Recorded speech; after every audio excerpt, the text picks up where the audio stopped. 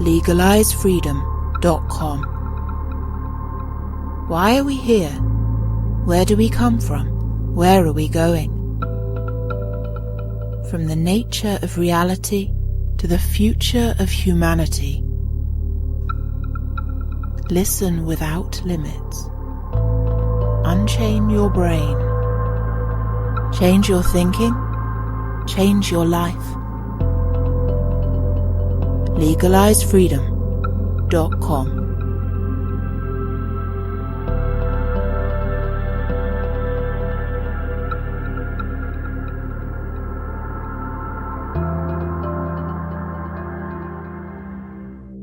Greetings and welcome once again to LegalizeFreedom.com. I'm your host Greg Moffat, and my guests today are Thomas Sheridan and Jason Robba, who join us to discuss their documentary Liber Velocity, the Apotheosis of Jack Whiteside Parsons. Born in 1914, Jack Parsons was an American rocket engineer, chemist and occultist.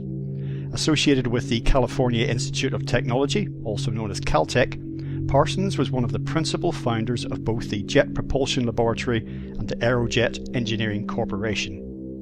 His professional career also overlapped with a decidedly unorthodox and at times controversial personal life in which the borders between science fiction, rocket science and the occult blurred, and which involved associations with characters such as notorious occultist Aleister Crowley, Nazi rocket engineer Wernher von Braun, and Scientology founder L. Ron Hubbard.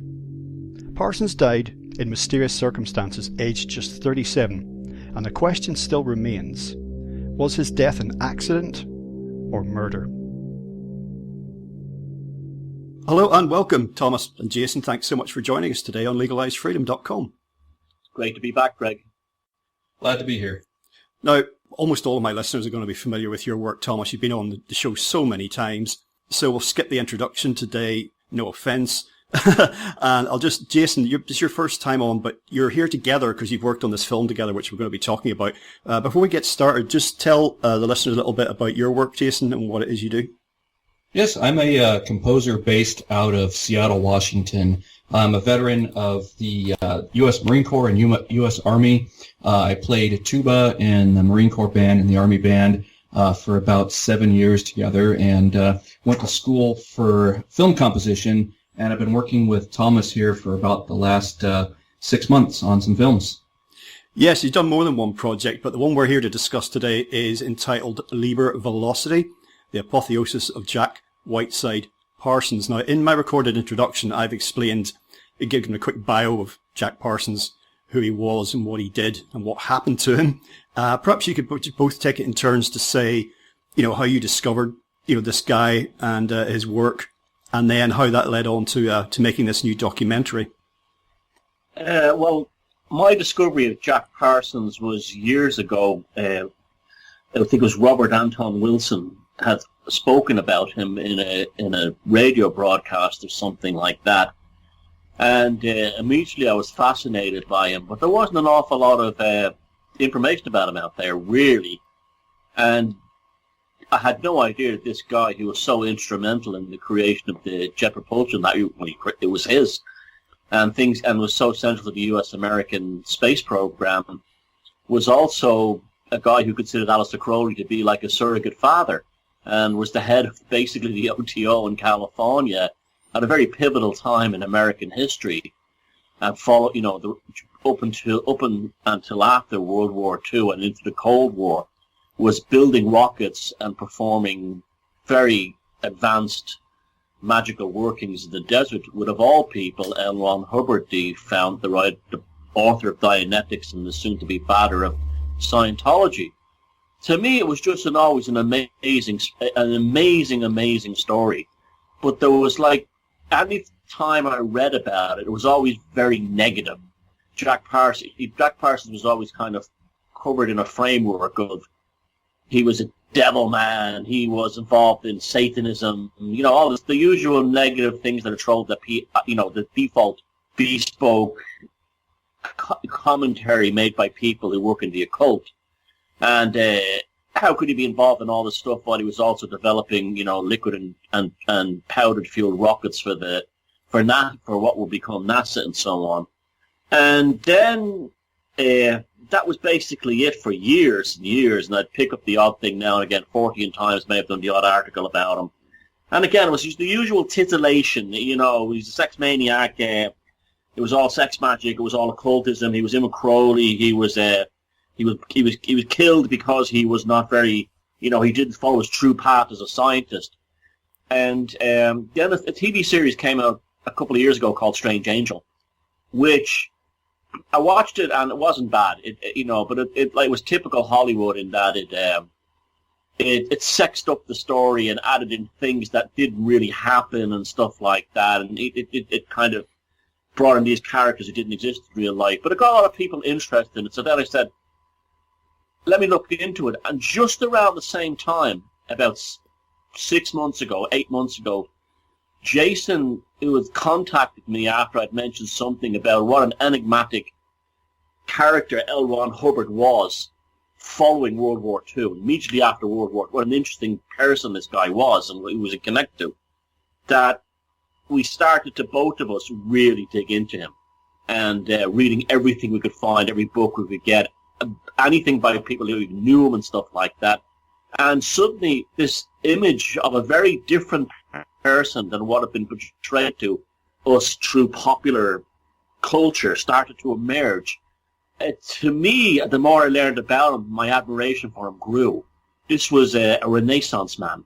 This was a guy who had a very powerful sense of decency and kindness and didn't deserve the tag of being called an evil, a Satanist and so on. And then Jason also agreed with that, and that's how we began this project. We started by saying, let's see if we can make a short film, and before we knew it, we had enough material to do a feature-length documentary. So, Jason, did you come to Jack Parsons via L. Ron Hubbard, or were you aware of his life separately? I actually came to Parsons through Thomas's work. He had mentioned him a few times in various videos, and then I did a little bit of research on my own about the man and found that connection there between him and Hubbard and him and Crowley. And I've always been digging through the books trying to find people who, to me, are the real deal in the occult, because we've all read the books where, they have a lot to say, but they aren't very convincing. But the more I looked into Parsons, he just seemed like the real deal to me, and I wanted to know more about him. And I had dreams about him, I had dreams about working on projects about Jack Parsons, and just thought that it would be an excellent opportunity to work with Thomas Sheridan on a project like this. Well, you mentioned Strange Angel, Thomas, that TV series, and I haven't seen any of it. I didn't know it existed because I really don't pay attention to what's on TV currently. All the TV shows I watch are, DVDs and Blu-rays of stuff from the 70s. But you used the word sexed up. And yeah, I understand that when Hollywood in particular are adapting real life stories for the screen, they have a tendency to do that. But I mean, really, I'll have to go and check it out, because if there's one life story that you would think that wouldn't need to be sexed up, it was Jack Parsons. And he had, what really touched me when I was watching your documentary was how, in the initial phase anyway, how he, from his childhood interest in science fiction and rocketry, and how he was really living, that doesn't happen very often. He was kind of living at his purpose in a way. Many people have childhood dreams of what they want to become, and they get sacrificed or compromised, and they wither away, and it's such a shame. And that's what really touched me about it. Here was a guy who had this passion from out of who knows where, and he actually lived it, and when I was a kid, I said for years and years and years, I'd build with Lego, and I told all the adults, I'm going to be an architect. I'll draw pictures of houses and tower blocks. I'm going to be an architect. And I'm not an architect. So that was a quite moving thing that struck me about the film. If there was one person who lived his dharma, it was Jack Parsons. It's just remarkable, and he was fully aware of it. That's the most amazing thing about it.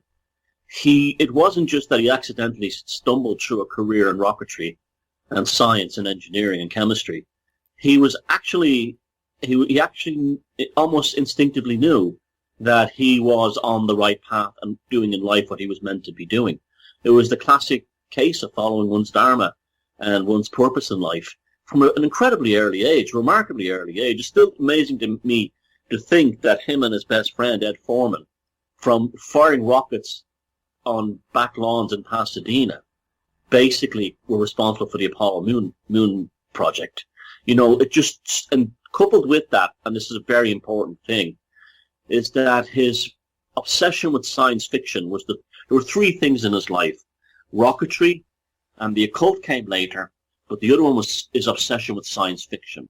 And somewhere along the line in his early age, he had figured out that literature was simply more than imagination and stories, that it was almost a grimoire or a means to hack the prevailing reality in order to push your intention 4 or 5 steps ahead of where the current time frame of the electromagnetic spectrum quantum matrix currently exists.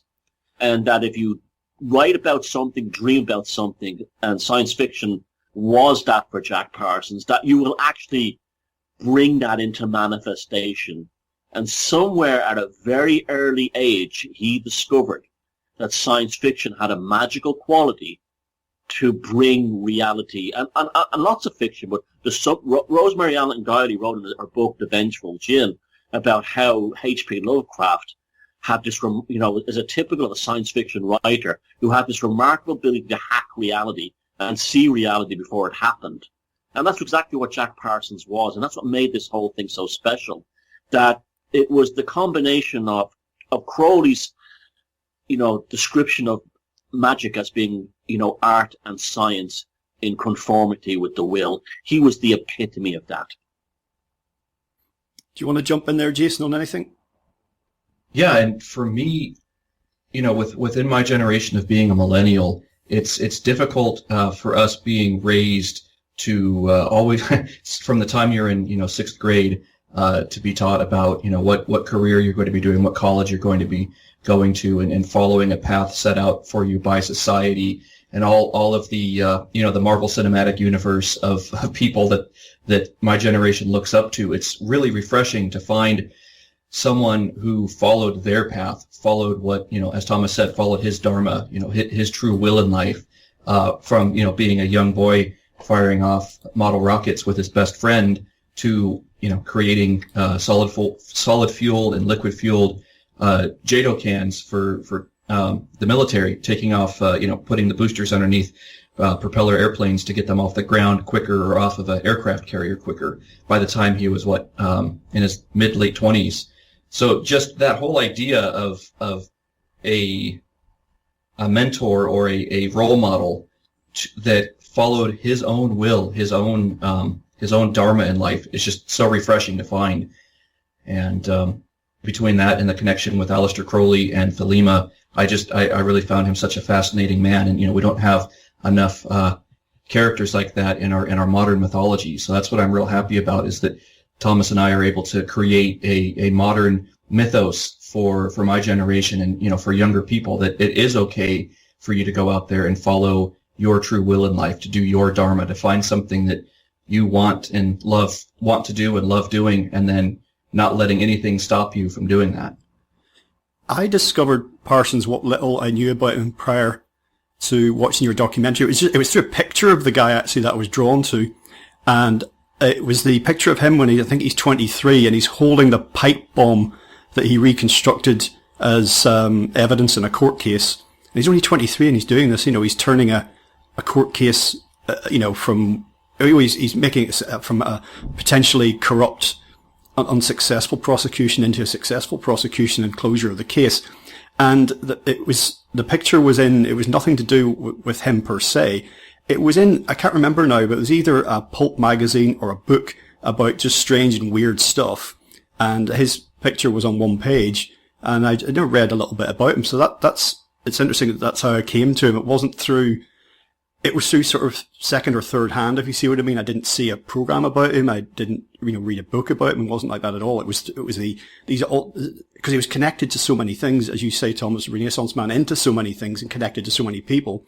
You know, any one of the things that he got involved in his life would have been enough for one life alone. But, you know, he's sort of living several lifetimes, and bearing in mind that he died young, is something else as well. What you said about science fiction, Thomas, is very interesting. But because how often does science fiction become science fact? So many of, like men dreamed of going to the moon long before it ever happened. So it often works out like that. And you're absolutely right about, this is a connection to magic as well, about writing things down. Anybody who's involved in any sort of magic will understand the power of writing down your intention, particularly in a very mindful way, maybe with some ceremony involved in it. And it's just focusing your intent and focusing energy is what it's about. And in popular books about manifesting and, creating your own reality, writing things down is so important. So that's just really, really interesting way to come at it. And I would say right now, I'm struck, and I did a vlog about this, about in our current world, we're here speaking in 2021, we've lived through a year plus of this COVID-19 pandemic and panic and hysteria. And one by one, all those dystopian books from the 50s, 60s and 70s that I read as a teenager are being unveiled. It's happening before my very eyes. Yep, I often wonder about that too.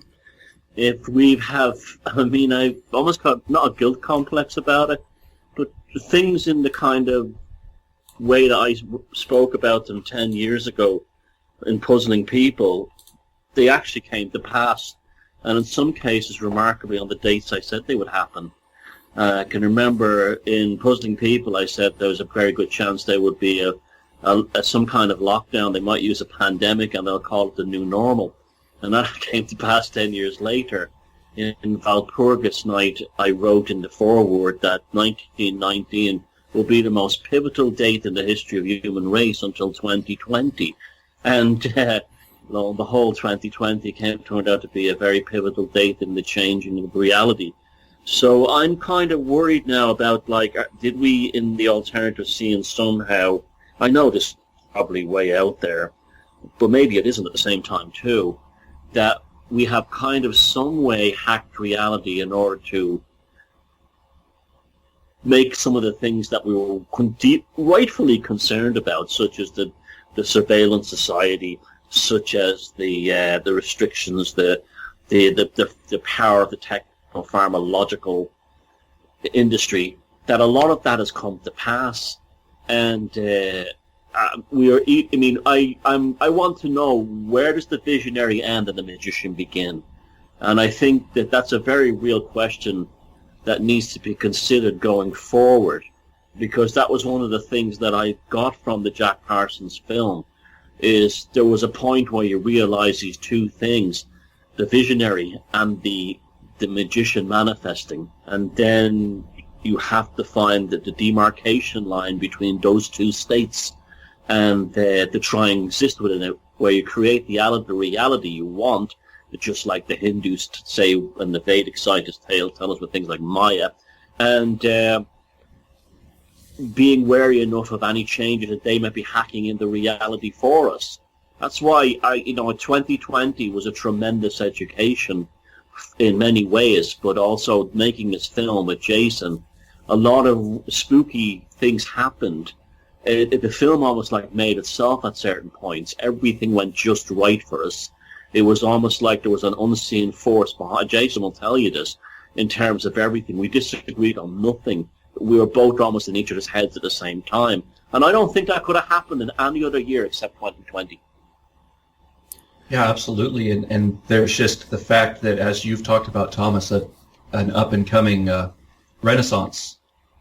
If we in the alternative scene did, manifest some of these changes, I think that they were manifest so that a next up-and-coming renaissance can occur, so that art and film, music, everything, the arts can have a transformation from what they are now as kind of watered down, commercialized film and TV and music in those particular industries that, you and me and people like Greg and, everybody out there who is in this scene is creating the next big film industry, or I shouldn't say big, but the next film industry, the next TV industry, the next film or the next music industry, that, something can organically transform from the old going into the new. And in order for that to occur, some kind of change had to happen. So, as a caterpillar goes and, transforms into a butterfly. There's a very difficult process for that caterpillar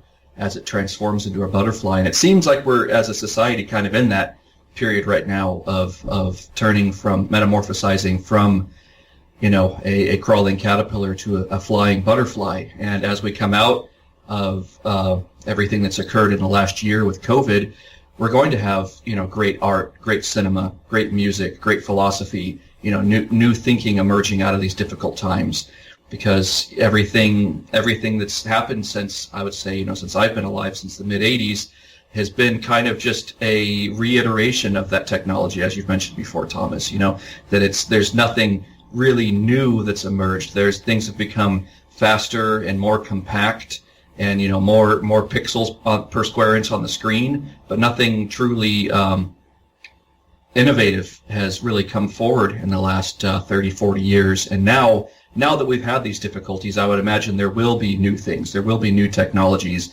new art forms, new philosophies. What we're doing here with Liber Velocity and the films going forward, it's a new genre of film. I imagine that we're going to be inspiring other people to make film and music in the style that we did, with minimal gear, a minimal production crew, but maximum artistry and maximum dharma, following what we've been doing our whole lives and just naturally making it happen. Like you said, there was nothing, there were no problems that we ran up with besides, just maybe a couple mixing things on my end. There was nothing that had to be reshot or re-edited or redone or anything. And I'm hoping that, other people will be able to have that kind of success going forward from 2021 and beyond into the next renaissance. One of the most common comments we've got on the film back from people is they just said, "Thank you for making a proper documentary." What they meant by that was there was no political swing. They were finally able to sit down and watch something that was 100 minutes long, that didn't have a political element to it, a politically correct wokeness to it, where everything was some kind of editorial against whatever the prevailing the sins of Western society. So we just told a story. And that was almost like a revelation for people, because they'd forgotten what it is to be told a story without any kind of editorialization in order to sanctify or to prop up the prevailing cultural or political orthodoxy and zeitgeist. And I think that's alone is going to really inspire people. They're sick to death of people involved in the arts, whether it be rock music, the art, painting, filmmaking, TV, cinema, you name it, that have to frame their work and their creative power within a bogus and trite, superficial political statement. That's ending now. I want this film to be the beginning of the end of that. The purpose of this is to create art without having to pin it to the prevailing political mentality. We talked about this the difference between now and decades gone by in terms of quality of culture and media in some of our hauntology talks that we did, Thomas. And I remember a few years back stumbling upon this interview with Patrick McGoohan, the actor, excuse me, perhaps most well known for his lead role as number 6 in The Prisoner, the series that he created. But it was a Canadian talk show from the 70s, and it was him talking all about The Prisoner and the rationale of it. Well, he was in the studio with this one guy, the host, and an audience who were wrapped for like an hour, and McGoohan sat through the whole thing puffing on cigarettes in the studio. And it went so in-depth, and I was just struck by, you wouldn't have thought twice about that watching it in the 70s, but I was just struck by the superficiality in modern media that we'd arrived at. So your documentary reminded me a little bit of something that, I was going to say doesn't get made anymore, but you both just addressed that, but that would have been very much at home. I can imagine that being screened at late night TV, just before the TV shut down for the night, in 1979 somewhere, on BBC Two starting at 11. Well, I actually built it in the style of Arthur C. Clarke's Mysterious Worlds. You remember that TV series from the late 70s, early 80s? Oh, absolutely, yeah. I got both the books, because Arthur C. Clarke's Strange World, and then Arthur C. Clarke's World of Strange Powers was the follow-up. Yeah, well, it was in that style of filmmaking. I always thought that left an enormous impression on me as a kid. And the way everything was told in a series of vignettes. But it all flowed perfectly together into a whole. And that was the one that kept revisiting in my mind when I was making Liber Velocity, that this was going to be a series of chapters of vignettes that were going to be stitched together and lead people's consciousness and attention from one thing to the next. So yeah, I mean, that's very high praise indeed. Thank you for that, because that's exactly what I was aiming for. BBC 2, Wednesday night, 11 p.m. Yes. And I know, Jason, you'll understand where I'm coming from with this comment, and don't be offended, but American popular culture is often seen as it produces some of the most vapid stuff in the world, unfortunately. But like any country, you can dig back into the archives, and I know you mentioned you've given us a hint of what age you are, what generation you are, but I watched many American series and American documentaries from decades gone by, even up to like the early 80s. And the quality was so markedly superior to a lot of what gets churned out these days. Oh yeah, absolutely. I both of my parents, when I was growing up, big film, TV, and buffs, and I always enjoyed watching and listening to the music that they enjoyed and shared with me. And yeah, for me, getting away from sort of the orthodoxy that's there in Hollywood right now, it was a real breath of fresh air working with Thomas on this film, because I just finished a degree program in film, TV, and video game composition that was, incredibly orthodox and, great for someone who wants to go work in kind of the Hollywood factory. It sets you up with those, the way things are done in that way. And working with Thomas immediately, there's a little bit of an overlap there. I finished school in December, and then I went and did some filming in January. And just going from one to the other, it was like I knew all the rules that were there. I was familiar with them. Now I can go out and break them. I can pick and choose what I want to take with me, but I wanted the story to speak for itself without any kind of orthodox overlay over it. There was a very kind of experimental score, if you want to consider it experimental in that way, not in a kind of a noise machine kind of way, but just experimental with new techniques, with new forms of atonal harmony that were used in this film. And it was just real nice to do that. It was real nice to not have to score it the typical way, with everything being, following the formulas for orchestral scoring or even for modern synthesizer scoring. Well, this is something else that Thomas and I addressed once again in the hauntology talks that we did, how important music is, in the context of TV and film, and how throwaway it can be these days. How many all the Hollywood blockbusters now, it seems to me, they've all got the same interchangeable orchestral score that is superficially, intricate, complex, and layered, but really it's completely and utterly forgettable. And in decades gone by, this is the thing, people shouldn't by now have guessed that you've scored this new documentary, but it really recalls the days when music was not an afterthought when it came to presenting something on the screen. Well, thank you for that. I have a theory that Western civilization began to collapse when MTV stopped playing music. It was like that was the pivotal moment. It was like something very superficial crept into the world. So when MTV stopped playing music videos, it was almost like they were the powers that be were saying, okay, pop music isn't important anymore. We're going to phase it out. And I think that was a lot of that there. And that's why I think people became musically illiterate from that point on. I mean, you're talking about soundtracks of the past. Even things back in the old days, like the 80s, that at the time I wouldn't have had any interest in, like Jan Hammer's theme music from Miami Vice. When you listen to Miami Vice's Miami Vice soundtracks now, the compositions he wrote for that TV show, they are amazing. And that was just a mainstream cop show on a Friday night or whatever. And yet, the complexity and the work and the depth put into that gave the soundtrack and the score to that show and many other shows a personality. And that's what you're saying about the Hollywood films. I get it. They all have the same soundtrack. They all have the same score. It's always this hum, it's like this kind of droning, and with these crescendos that build up, and they're literally a boilerplate thing. It's like cookie cutter. They're all the same, the soundtracks, especially if there's any kind of science fiction or adventure film, like or superheroes. Yeah, one of the biggest parts of my music collection over the decades has been some television, but mostly movie soundtracks. I had hundreds of LPs at one time of movie soundtracks. It's not really a thing anymore.